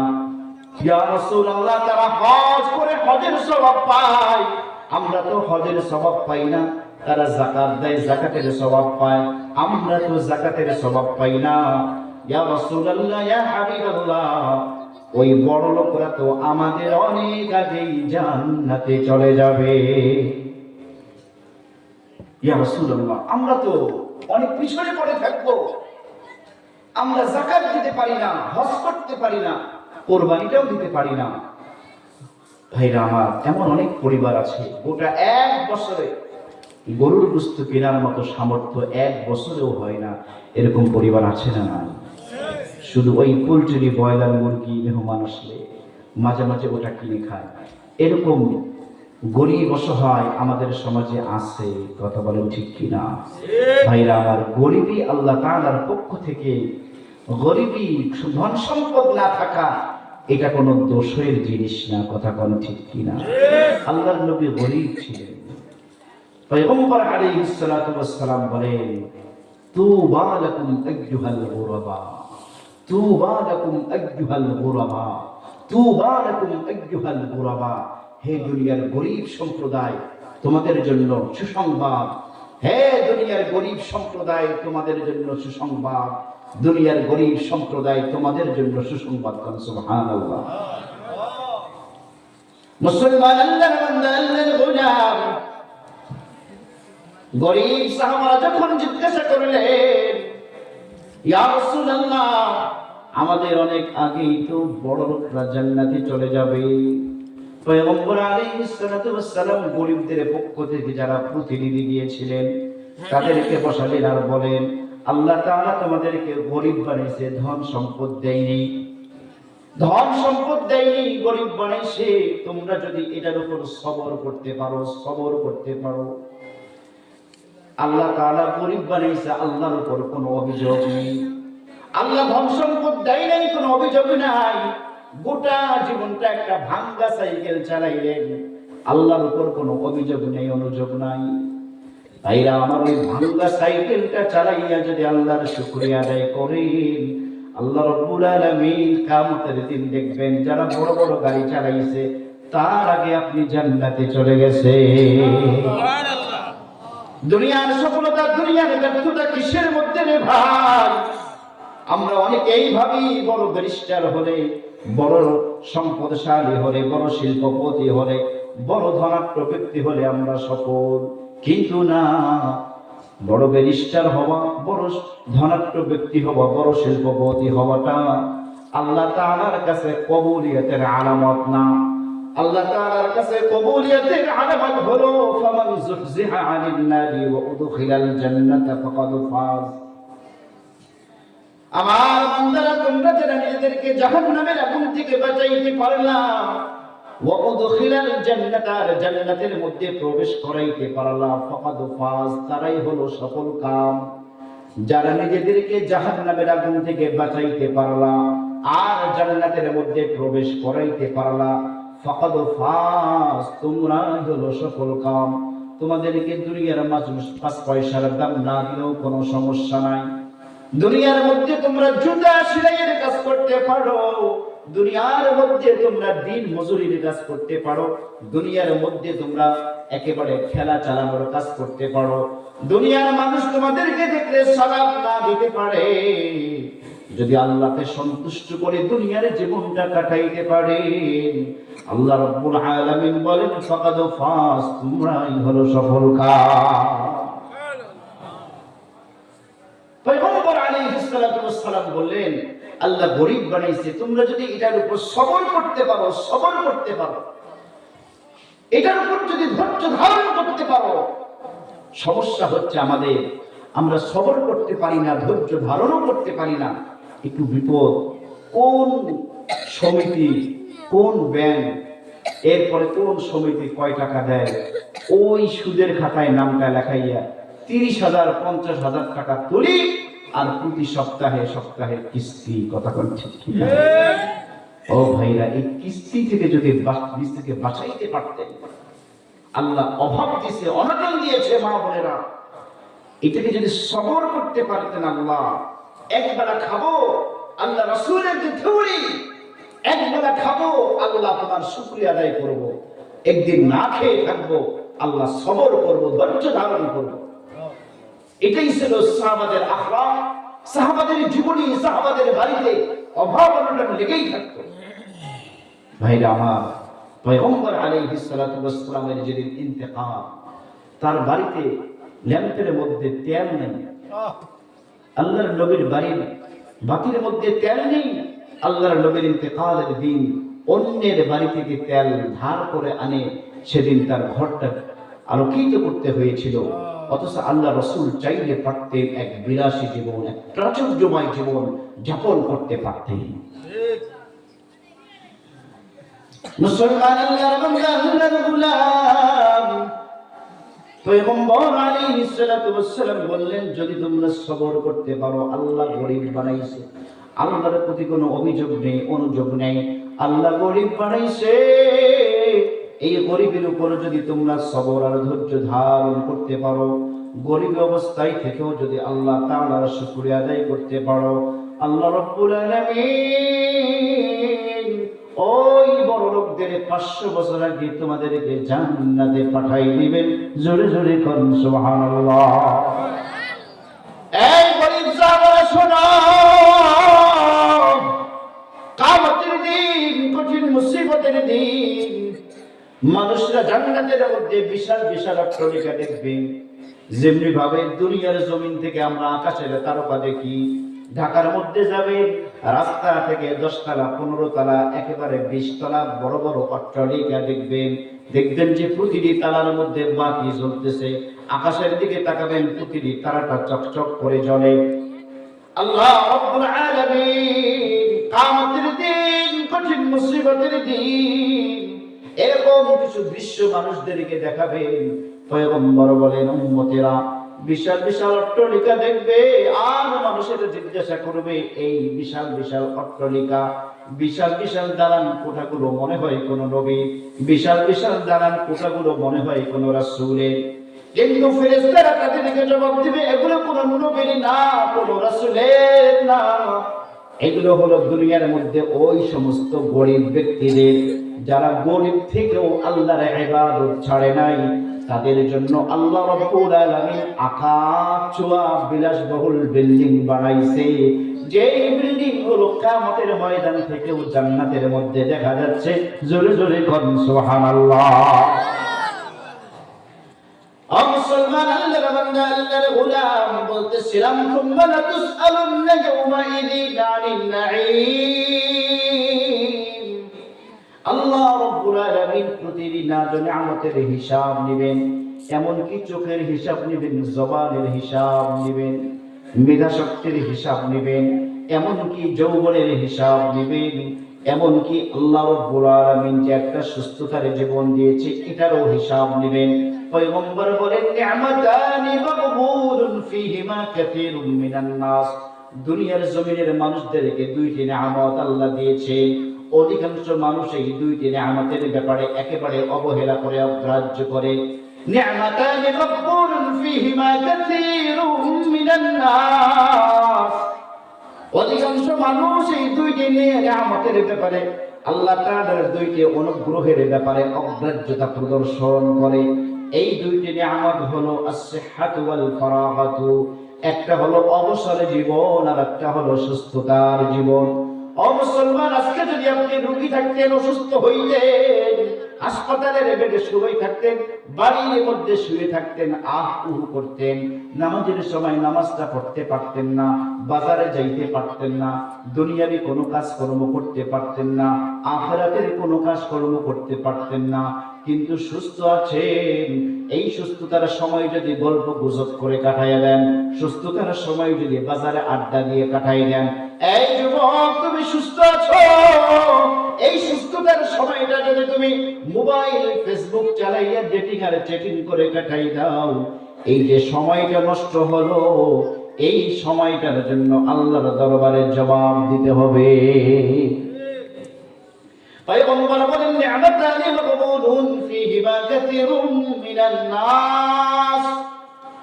দুইটি নিয়ামতের ব্যাপারে মানুষ উদাসীন। প্রথম নিয়ামত হলো সুস্থতার নিয়ামত। এই জন্য সুস্থ অবস্থায় যত পারবেন ইবাদত করবেন। সুস্থ অবস্থায় 5 ওয়াক্ত নামাজের পরেও তাহাজ্জুদ পড়া যায়, ইশরাক পড়া যায়, আওয়াবিন পড়া যায়। আর যারা অসুস্থ, হাঁটতে পারে না, চলতে পারে না, কোমরের মধ্যে ব্যথা, গিরার মধ্যে ব্যথা, হাতের মধ্যে ব্যথা, বাতের ব্যথা, মাথার ব্যথা, নানান ধরনের ব্যথায় যারা জর্জরিত, তারা তো নামাজটাও ঠিক মতো করতে পারে না। মসজিদে যাওয়ার পরে চেয়ার তালাশ করে, কথা বলেন ঠিক কিনা? এই জন্য সুস্থ রেখেছেন। আল্লাহ রাব্বুল আলামিন সুস্থতার নিয়ামত স্বরূপ আল্লাহর ইবাদত বন্দেগী করবেন। আব্দুল্লাহ ইবনে উমর রাদিয়াল্লাহু আনহু একবার তার বন্ধুদেরকে নিয়ে রাস্তা দিয়ে যাচ্ছিলেন, ঘোড়ার পৃষ্ঠে আরোহণ করেন। এমন সময় দেখে একটা কবর দেখে আব্দুল্লাহ ইবনে উমর সঙ্গে সঙ্গে কবর থেকে নামলেন, আর কবরের পাশে গিয়া 2 রাকাত নামাজ পড়লেন, আল্লাহ তাআলার ইবাদত বন্দেগী করলেন। আব্দুল্লাহ ইবনে উমর যখন কবর থেকে নামার পরে আল্লাহর ইবাদত বন্দেগী করলেন, তার যত সঙ্গী আছে সবাই ঘোড়ার পিঠ থেকে নামলেন, আর সবাই 2 রাকাত করে নামাজ আদায় করলেন। এরপরে আবার ঘোড়ার পৃষ্ঠে আরোহণ করে চলতে লাগলেন।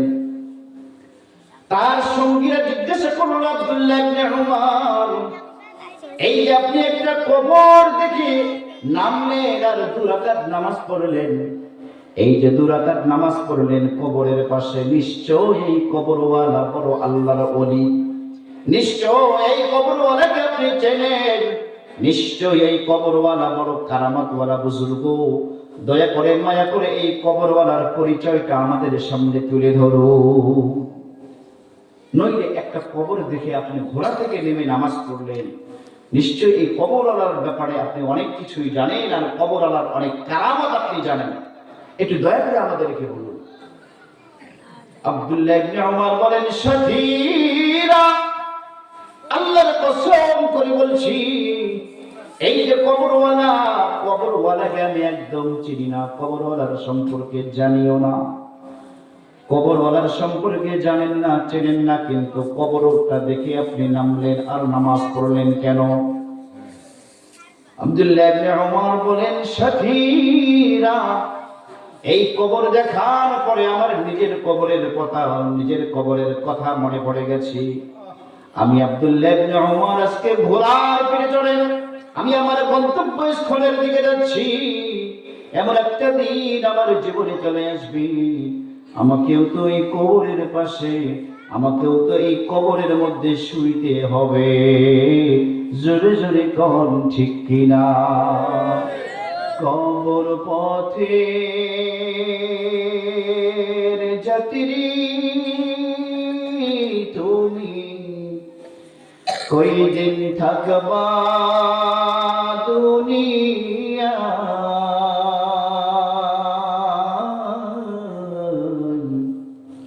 আজরাইল তো তোমার পিছে ঘুরছেন সর্বদা, আজরাইল তো তোমার পিছে ঘুরছে সর্বদা। কবর যে কঠিন মাকাম,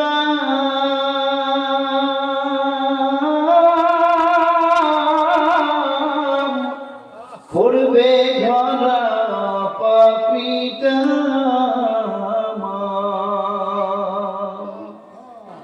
ওরে সরচা তুরি করার মতো জায়গা সে তো নয়,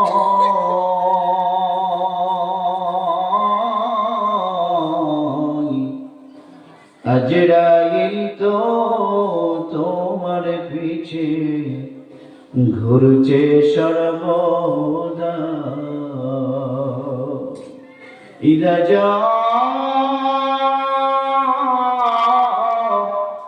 أجلهم لا يستأخرون ساعة ولا يستقدمون। আল্লাহ বলেন, বান্দারে যখন তোমাদের মৌতের সময় হাজির হয়ে যাবে, তুমি হাজে থাকো আর বাজারে থাকো, সুস্থ থাকো আর অসুস্থ থাকো, অবসর থাকো আর ব্যস্ততায় থাকো, গাড়িতে থাকো আর বাড়িতে থাকো, লঞ্চে থাকো আর স্টিমারে থাকো, জলে থাকো আর স্থলে থাকো, যখন তোমাদের সময় হাজির হবে, বিন্দু মাত্র আমি আল্লাহ ছাড় দেব না, সঙ্গে সঙ্গে তোমার জানটা কবজ করে নেওয়া হবে। কাউকে ছাড় দেই নি বান্দা, কাউকে ছাড় দেই নাই। আমার হাত থেকে নির্দিষ্ট মৌতের ব্যাপারে নবীরা পর্যন্ত ছাড় পাইনি। ফালাম্মা কদাইনা আলাইহিল মাউতা মা দাল্লাহু على موته إلا دابة الأرض تأكل من سأته فلما خر تبجلت الجن أن لو كانوا يعلمون الغيب ما لبثوا في العذاب المهين أو مسلمان الله بندر الغلام پیغمبر علیہ السلام فرمان আমি যদি চাইতাম আমি তোমাদের জন্য শয়তানকে বেঁধে রাখতে পারতাম। শয়তান আমার ইবাদতে ডিস্টার্ব দিয়েছিল, আমি চাইলে তোমাদের জন্য শয়তানকে বেঁধে রাখতে পারতাম। কিন্তু আমি যখন এই শয়তানকে বাঁধতে গিয়েছি, সঙ্গে সঙ্গে আমার ভাই সুলাইমান আলাইহিস সালামের কথা মনে পড়ে গেছে। সুলাইমান আলাইহিস সালাম আল্লাহ রাব্বুল আলামিনের কাছে দোয়া করেছিলেন, রব্বি হাবলি মুলকান লা ইয়ানবাগি লিআহাদিন মিন বা'দি। আল্লাহ আমাকে এমন একটা রাজত্ব দান করবেন যেই রাজত্ব আমার পরে আর কাউকে দান করবেন না। জলিলুল কদর নবী পয়গম্বর আলাইহিস সালাতু ওয়াস সালাম যার ব্যাপারে বলেছেন, আমার ভাই সুলাইমান আলাইহিস সালাতু ওয়াস সালাম আল্লাহ তাআলার কাছে এই দোয়া করেছিলেন, আল্লাহ আমাকে এমন একটা রাজত্ব দান করবেন যে রাজত্ব আর কাউকে দান করবেন না। আল্লাহ তাআলা সুলাইমান আলাইহিস সালামের দোয়া কবুল করেছিলেন। সুলাইমান আলাইহিস সালামের দোয়া কবুল করার কারণে সঙ্গে সঙ্গে দুনিয়ার মধ্যে যত জিন আছে, ইনসান আছে, যত চতুষ্পদ জন্তু আছে, গর্তের পিপিলিকা থেকে শুরু করে গাছপালা এমনকি বাতাস পর্যন্ত সুলাইমান আলাইহিস সালামের আনুগত্য স্বীকার করেছিল। জোরে জোরে কোন সুবহানাল্লাহ। বলতেছিলাম আল্লাহ রাব্বুল আলামিন নবীদেরকেও ছাড় দেয় নাই মৃত্যুর ব্যাপারে। এত বড় একজন পাওয়ারফুল নবী, যেই নবীর কথাই বাতাস চলাফেরা করত, যেই নবীর কথাই দুনিয়ার সব জিন তার সামনে হাজির হয়ে যাইত, যেই নবীর কথাই দুনিয়ার মধ্যে যত পশু পাখি আছে সব তার সামনে হাজির হয়ে যাইত, যেই নবীর কথা শুনতেন গর্তের পিপিলিকা, সেই নবী সুলাইমান আলাইহিস সালাতু ওয়াস সালাম লাঠির উপর ভর দিয়ে জিনদের কাজ পরিদর্শন করেছিলেন। জিনদেরকে দ্বারা বাইতুল মুকাদ্দাস নির্মাণ করেছিলেন। জিনেরা যখন বাইতুল মুকাদ্দাস নির্মাণ করছিলেন, বড় বড় পাথর এবং এর সঙ্গে সুরকি এবং চুন মিশ্রিত করে বাইতুল মুকাদ্দাসের নির্মাণ কাজ চলছিল। আর নির্মাণ কাজটা পর্যবেক্ষণ করেছিলেন সুলাইমান আলাইহিস সালাম। জিনেরা বড় দুষ্ট, সুলাইমান আলাইহিস সালাম এদিক সেদিক গেলে আর কাজ করবে না। এই জন্য সুলাইমান আলাইহিস সালাম সরাসরি বাইতুল মুকাদ্দাস নির্মাণের কাজটা পর্যবেক্ষণ করেছিলেন। বড় বড় জিনের দত্তরা সুলাইমান আলাইহিস সালামের ভয়ে বাইতুল মুকাদ্দাসের নির্মাণ কাজে লেগেছিলেন। একদিন যায়, দুই দিন যায়, তিন দিন যায়, এক সপ্তাহ যায়, সুলাইমান আলাইহিস সালাম যে জায়গার মধ্যে বসে ছোট্ট একটা মসজিদের মধ্যে ইবাদতের নিয়তে ঢুকতেন, ইতিকাফের নিয়তে ঢুকতেন, সেই মসজিদ থেকে জিনদের কাজ পর্যবেক্ষণ করতেন। জিনরা কাজ করত আর চোখে তাকাইতো সুলাইমান আলাইহিস সালাম দেখে কিনা। কথা বলেন, মালিক যদি উপস্থিত থাকে কামলার কাজটা ভালো হয়, কথা কোন ঠিক কিনা? দেখবেন আপনি বাড়িতে কাজ করতে লাগাই দিয়ে আপনি আপনার কাজে চলে গেছেন, আসার পরে দেখবেন কাজটা আপনার মন মতো হয়নি। আবার যদি আপনার বাড়ির কামলা বা মিস্ত্রির সঙ্গে নিজে থাকেন, দেখবেন যে কাজটা অনেক সুন্দর হয়েছে, কথা কোন ঠিক কিনা? এটা হলো আমাদের সমাজের অবস্থা। কারণ সবাই একটু সুযোগ তালাশ করে। বাড়ির মধ্যে আমরা যাদেরকে মিস্ত্রি নেই, যদি মালিক উপস্থিত থাকে মিস্ত্রির কাজের ধরনটা একরকম হয়, মালিক অনুপস্থিত থাকলে কাজের ধরনটা আর রকম হয়। কিন্তু মনে রাখতে হবে, এই যে আমরা যাদেরকে কামলা নেই বা যে আমরা যারা কামলা দেই, মিস্ত্রি কাজ করি, যতটুকু সময়ের জন্য আপনি বাবা কাজ করছেন, এতটুকু সময়ের জন্য কিন্তু আল্লাহর দরবারে আপনি যদি কাজের মধ্যে ফাঁকি দেন, মালিককে ধোঁকা দেন, আল্লাহর কাছে কিন্তু জবাব দিতে হবে। আপনি সরকারি অফিসার, আপনি কর্মকর্তা, আপনি নির্দিষ্ট সময় অফিসে যান না, অফিসে গিয়ে মোবাইল টেপেন, অফিসে গিয়ে গল্পগুজব করেন, জনগণের কাজ করেন না, আল্লাহর কাছে জবাব দিতে হবে। কুল্লুকুম মাসউলুন ওয়া কুল্লুকুম রাহিন ওয়া কুল্লুকুম মাসউলুন আন রাইয়াতিহি। পয়গম্বর বলেন দুনিয়ার প্রত্যেকেই দায়িত্বশীল, আর প্রত্যেকের দায়িত্ব সম্পর্কে আল্লাহর দরবারে জবাব দিতে হবে। মুসলমান আল্লাহর বান্দা, আল্লাহর গোলাম সুলাইমান আলাইহিস সালাতু ওয়াস সালাম জিনদের কাজ পর্যবেক্ষণ করতেন। সুলাইমান আলাইহিস সালামের আওতায় সুলাইমান আলাইহিস সালামের আনুগত্য স্বীকার করে নিয়েছিলেন সব ধরনের জিন। পয়গম্বর বলেন আল জিন্নু সালাসাতু আসনাফিন লাহু তায়রুন ইয়াতিরু ফিল হাওয়াই। জিনরা হলো তিন ভাগে বিভক্ত। এক ধরনের জিন রয়েছে আল্লাহ তাআলা যাদেরকে পাখা দান করেছেন, তারা পাখার মধ্যে করে হাওয়ার মধ্যে চলাফেরা করে। আর এক ধরনের জিন রয়েছে যারা হাইয়াতুন ওয়া কিলাবুন, যারা পাখার মধ্যে পাখা দ্বারা ওড়ে না, যারা কুকুর এবং সাপের আকৃতি ধারণ করে চলাফেরা করে। আমাদের সামনে যত কুকুর দেখি, যত সাপ দেখি, এগুলো সব কুকুর না, সব সাপ না, দুই একটা আল্লাহর জিনও রয়েছে। আর এক ধরনের জিন রয়েছে যারা আকাশের মধ্যে উড়েও না, যারা সাপও হয় না, কুকুরও হয় না, যারা আমাদের মানুষের মতো চলাফেরা করে, বাহনের মধ্য দিয়ে চলাফেরা করে। আমরা যে গাড়িগুলো ব্যবহার করি, আমরা যে বাস এবং টেম্পো সহ, এই যে বিভিন্ন ধরনের মাহিন্দ্রা সহ বিভিন্ন গাড়ি ব্যবহার করি, তারাও এই গাড়ি ব্যবহার করে এক জায়গা থেকে আরেক জায়গায় স্থানান্তরিত হয়। মুসলমান এই তিন ধরনের জিন সুলাইমান আলাইহিস সালামের বশ্যতা স্বীকার করে নিয়েছিল।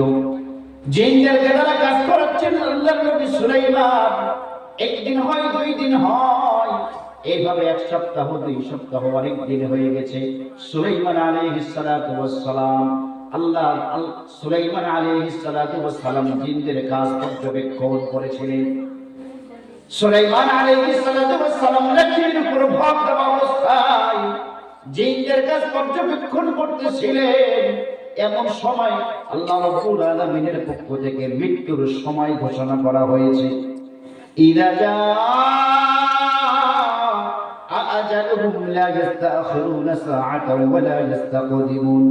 যখন সময় এসে যাবে, বিন্দু মাত্র আগেও করা হবে না, বিন্দু মাত্র পরেও করা হবে না। আল্লাহর নবী সুলাইমান লাঠির উপর ভর দিয়ে কাজ পর্যবেক্ষণ করছিলেন। ও ভাই, একটাবার চিন্তা করে, একটা মানুষ লাঠির উপর ভর দিয়ে কাজ পর্যবেক্ষণ করছিলেন। এই লাঠির উপর ভর দেওয়া থেকে বসতে মাত্র হয়তো বা আধা মিনিট বা কয়েক সেকেন্ড সময় লাগতে পারে। কথা বলেন ঠিক কিনা? একটা মানুষ লাঠির উপর ভর দিয়ে আছে, সেখান থেকে বসতে আর কতটুকু সময় লাগবে? ও মুসলমান, এতটুকু সময়ও সুলাইমান আলাইহিস সালাম পাননি। ওই লাঠির উপর ভর দিয়ে থাকা অবস্থায় তার জান কবজ করা হয়েছে। দীর্ঘদিন ওই অবস্থায় ছিলেন। এরপরে একদিন ঘটনা চক্রে সুলাইমান আলাইহিস সালাম পড়ে গেছেন। জিনেরা এসে দেখে যে লাঠির উপর ভর দিয়েছিলেন, সেই লাঠিটা ওই পোকায় খেয়ে ফেলেছে। আল্লাহ বলেন ফালাম্মা কাদাইনা আলাইহিল মাউতা মা দাল্লাহুম আলা মাউতিহি ইল্লা দাব্বাতুল আরদি তাকুলু মিন সাআতা। সুলাইমানের মৃত্যুর খবর কেউ জানে না, এমনকি যে জিন যারা গায়েবের খবর জানার দাবি করত। আমাদের দেশে দেখেন না, যদি বাড়ির মধ্যে কিছু হারাই যায়, সবাই কোথায় দৌড়ায়? কবিরাজের কাছে দৌড়ায় না? কি বলেন? আপনাদের দিকে যায় না নাকি? কিছু যদি হারায়, অমুক কবিরাজ, তমুক কবিরাজ, অমুক ওজা, তমুক ওজা তাদের কাছে যায়। যায় না? না যায়? যাওয়ার পরে তারা কি বলে যে হ্যাঁ, আপনার জিনিসটা অমুকে নিছে, আপনার জিনিসটা যে নিছে তার বাড়ি আপনার বাড়ি থেকে দক্ষিণ দিকে 3 মাইল। আপনার জিনিসটা যে নিছে সে হচ্ছে আপনার আত্মীয়, তার আকার এমন, কিন্তু তার নাম বলা যাবে না। কথা কোন ঠিক কিনা? মূলত সব হলো ভঙ্কাবাজি। এগুলোর একটারও ভিত্তি নেই, কারণ গায়েবের খবর একমাত্র কে জানে? আমি এখানে আছি এই মুহূর্তে, ওই পর্দার আড়ালে কি হচ্ছে যেটা আমি সরাসরি দেখছি না, আমি যদি বলি যে আমি এখান থেকে ওই দিকে কি হচ্ছে বলে দিতে পারি, এইটা হলো গায়েব। যদি কোনো যন্ত্রের মাধ্যমে জানা যায় সেটা তো যন্ত্রের মাধ্যমে জানলাম, কোন ডিভাইসের মাধ্যমে জানলে সেটা ভিন্ন কথা। কিন্তু আল্লাহ রাব্বুল আলামিন আল্লাহ তাআলা বলেন, কুল্লা আমলিকু লিনাফসি নাফআন ওয়া লা দাররান ইল্লা মা শাআল্লাহ ওয়া লা আ'লামুল গায়বা। গায়বের খবর কেউ জানে না। আপনি এখানে আছেন, আপনার বাড়ির মধ্যে কি ঘটছে আপনি জানেন না। কাজে এই চুরি চামারির জন্য এরকম ওঝা কবিরাজদের কাছে যাওয়া আমাদের বন্ধ করতে হবে। কথা বলেন ঠিক কিনা? মুসলমান আল্লাহর বান্দা, আল্লাহর গোলাম, জিন সুলাইমান আলাইহিস সালাতু ওয়াস সালামের শরীরে টাচ করার সঙ্গে সঙ্গে সুলাইমান আলাইহিস সালাম মাটির মধ্যে পড়ে গেছে। দেখা গেল যে উনি যে মারা গেছেন, আজকে মারা যাননি, ওনার গোটা লাঠিটাই ওই পোকায় খেয়ে ফেলেছে। ওই পোকা একদিনে কতটুকু লাঠি খেতে পারে এটা হিসাব করার পরে দেখা গেল সুলাইমান আলাইহিস সালাতু ওয়াস সালাম 1 মাস আগে লাঠির উপর ভর দেওয়া অবস্থায় ইন্তেকাল করেছে। ও মুসলমান আল্লাহর বান্দা, আল্লাহর গোলাম, বলতেছিলাম ইদা জা আজালুহুম লা ইস্তাখিরুনা সাআতান ওয়া লা ইস্তাকদিমুন। যখন সময় হয়ে যাবে কেউ কাউকে আল্লাহ ছাড়বে না। ওমর ফারুক রাদিয়াল্লাহু আনহুর সন্তান আব্দুল্লাহ ইবনে উমর রাদিয়াল্লাহু আনহু কবর থেকে নামাজ পড়েছে। সাথীরা জিজ্ঞাসা করলেন, এ ভাই কেন নামাজ পড়লা? মনে হয় এই কবরওয়ালা বড় আল্লাহর ওলি। আপনারা বিরক্ত হচ্ছেন? মনে হয় এই কবরওয়ালা বড় আল্লাহর ওলি। কবরওয়ালার পরিচয়টা আমার সামনে ব্যক্ত করেন। আব্দুল্লাহ ইবনে উমর বলেন, ভাইরে এই কবরওয়ালাকে আমি চিনি না, কবরওয়ালাকে আমি জানি না, কিন্তু কবর দেখার পরে আমার কবরের কথা মনে পড়ে গেছে। আমার মনে পড়ে গেছে আমি একদিন কবরের মধ্যে চলে যাব। কবরের মধ্যে যাওয়ার পর আমি চাইলেও 2 রাকাত নামাজ পড়তে পারবো না। কবরের মধ্যে যাওয়ার পরে আমি চাইলেও ইবাদত বন্দেগী করতে পারবো না। কবরের মধ্যে যাওয়ার পরে আমি চাইলেও কোরআনুল কারীমের তেলাওয়াত করতে পারবো না। কবরের মধ্যে যাওয়ার পরে আমি চাইলেও সওয়াব কামাইতে পারবো না। এই জন্যই মনটা চাইলেও কবর দেখে আমার নিজের কবরের কথা মনে পড়ে গেছে। নি'মাতানি মাকবুলুন ফীহিমা কাসীরুম মিনান নাস। পয়গম্বর বলেন 2টি নিয়ামত এমন রয়েছে যে 2টি নিয়ামতের ব্যাপারে মানুষ বড় উদাসীন। এর প্রথম নিয়ামত হলো সুস্থতা। আব্দুল্লাহ ইবনে উমর সুস্থতার এই নিয়ামতকে কাজে লাগাইছেন। ও মুসলমান, আমাদের বাড়ির আশেপাশে কবর আছে না নাই? আমাদের বাড়ির আশেপাশে কবর রয়েছে, কবরস্থান রয়েছে। এই 2 চোখ দিয়ে কত মানুষকে কবরে রাখতে দেখেছি, এই 2 কান দিয়ে কত মানুষের মৃত্যুর এলান শুনেছেন, এই 2 হাত দিয়ে কত কবরের মাটি দিয়েছে, এই 2 হাত দিয়ে কত জনের কবরের পাশে দাঁড়িয়ে হাত উত্তোলন করেছে। ও ভাই, কেন চিন্তা করি না এমন একটা দিন আমার জীবনে চলে আসবে, আমাকে ওই কবরের মধ্যে শোয়ানো হবে, আমার নামটাও একদিন মসজিদের বাইরে এলান করা হবে, একটি শোক সংবাদের পরে একদিন আমার নামটা উচ্চারণ করা হবে, আমার বন্ধু বান্ধব আত্মীয় স্বজন একদিন আমার জানাজা পড়ার জন্য আমার বাড়িতে আসবে। যেদিন আপনার ইন্তেকাল হয়ে যাবে আপনাকে ঘরের মধ্যে রাখা হবে না। ও মুসলমান, একটা বার চিন্তা করেন, যেই ঘরটা আপনি লোনের টাকা নিয়ে বানাইছিলেন, যেই ঘরটা বানাইতে গিয়ে কত নামাজ কাজা করেছেন, যেই ঘরটা বানাইতে গিয়ে মাথার ঘাম পায়ে ফেলেছেন, যেই ঘর বানাইতে গিয়ে কতজনের কাছে হাত পেতেছেন, যেই ঘর বানাইতে গিয়ে কতবার মিস্ত্রির কাছে দৌড়াদৌড়ি করছেন, যেই ঘরে কত পানি দিয়েছেন, কত শ্রম দিয়েছেন, ইন্তেকালের পরে পরে আপনাকে ঘর থেকে বের করে দেওয়া হবে, ওই ঘরের মধ্যে আর ঢোকানো হবে না। কার লাগিয়া কান্দো তুমি,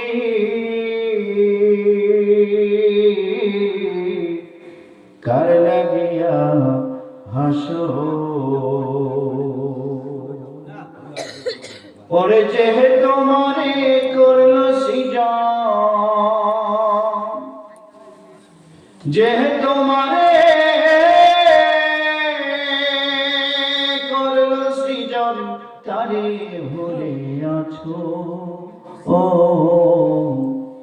কার লাগিয়া কান্দো তুমি, কার লাগিয়া হাসো। এই পৃথিবীর মালিক যিনি, ডাকো তারে রাতি দিনি। ওরে বাঁচতে যদি চাহো গো তোমরা, তারে ভালোবাসো। কার লাগিয়া কান্দো তুমি, কার লাগিয়া হাসো। ও মুসলমান, আল্লাহর বান্দা, আল্লাহর গোলাম, যে ঘর আপনি এত কষ্ট করে বানাইছেন, মৃত্যুর পর পর সেই ঘর থেকে বের করে দেওয়া হবে। আপনাকে রাখার জন্য বাড়ির মধ্যে পুরাতন কোন খাট চৌকি আছে নাকি সেটা খোঁজা হবে। আপনার লাশটা ঢেকে রাখার জন্য বাড়ির মধ্যে পুরাতন চাদরটা খোঁজা হবে। আপনার বডির উপর দেওয়ার জন্য বাড়ির সিরা মশারিটা খোঁজা হবে। ও মুসলমান, কার জন্য পাগল, কার জন্য পাগল?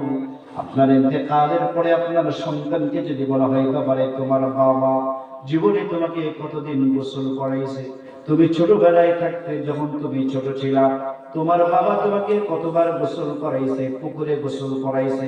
তোমার বাবা কতবার তোমার মাথার মধ্যে, শরীরের মধ্যে সাবান লাগাই দিয়েছে। এই বাবা, আজকে তোমার বাবা ইন্তেকাল করেছে, তোমার বাবার গোসলটা তুমি দাও। অধিকাংশ সন্তান বলে, হুজুর বাবার লাশটা ধরতে ভয় লাগে, জীবনে কোন লাশকে গোসল দেওয়াই নাই। যারা গোসল দিতে পারে তাদেরকে ডেকে আনেন, কথা কোন ঠিক কিনা? কার জন্য পাগল হইলা রে মা,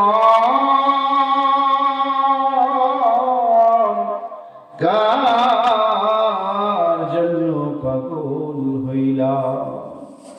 এই জন্য দুনিয়ার চিন্তা ভাবনা ছাড়ি পয়গম্বর বলেছেন, দুটি নিয়ামত এমন, যে দুটি নিয়ামতের ব্যাপারে মানুষ বড় উদাসীন। এর প্রথম নিয়ামত হলো as-sihhatu, সুস্থতা। দ্বিতীয় নম্বরের নিয়ামত হলো আল ফারাগাতু, অবসরতা। ব্যস্ততাহীন জীবনটা আল্লাহর বড় নিয়ামত। যারা ব্যস্ত থাকে তাদেরকে জিজ্ঞাসা করে দেখবেন, ব্যস্ততাটা কি একটা প্রেশানি। নিজের সন্তানকে সময় দিতে পারে না, নিজের স্ত্রীকে সময় দিতে পারে না। এই চাকরি, এই ব্যবসা, এই জমি জমা, এই ব্যক্তিগত কাজ, এই সামাজিক কাজ। ও ভাই, ব্যস্ততা বড় কঠিন। পয়গম্বর বলেন, আল্লাহ তাআলার কথা পয়গম্বরের জবান দ্বারা বের হয়েছে। পয়গম্বর আলাইহিস সালাতু ওয়াস সালাম ফরমান, আল্লাহ বলেছেন, ইয়া ইবনা আদম, হে দুনিয়ার মানুষ, তাফাররাকু লিইবাদাতি, আমার ইবাদতের জন্য তোমরা তোমাদের অবসর সময় বের করো। নিজের বন্ধু বান্ধবদের সঙ্গে কাটাবার জন্য কত সময় তোমরা বের করলা, বন্ধুদের সঙ্গে কত জায়গায় আড্ডা দিতে গেলা, বন্ধুদের সঙ্গে কত না আড্ডাবাজি করলা, কত সময় নষ্ট করলা। একটা বার আমার ইবাদতের জন্য সময় বের করো। তাফাররাকু লিইবাদাতি, আমার ইবাদতের জন্য যদি তোমরা সময় বের করো, আমলাউ সদরুকা গিনান, আমি আল্লাহ তাআলা তোমাদের কলবটাকে ধনাঢ্যতার গুণ দ্বারা পরিপূর্ণ করে দেব। কোন সুবহানাল্লাহ। ওয়া ইল্লা তাফআল আসদ ফাকরুকা, আর যদি আমার ইবাদতের জন্য সময় বের না করো,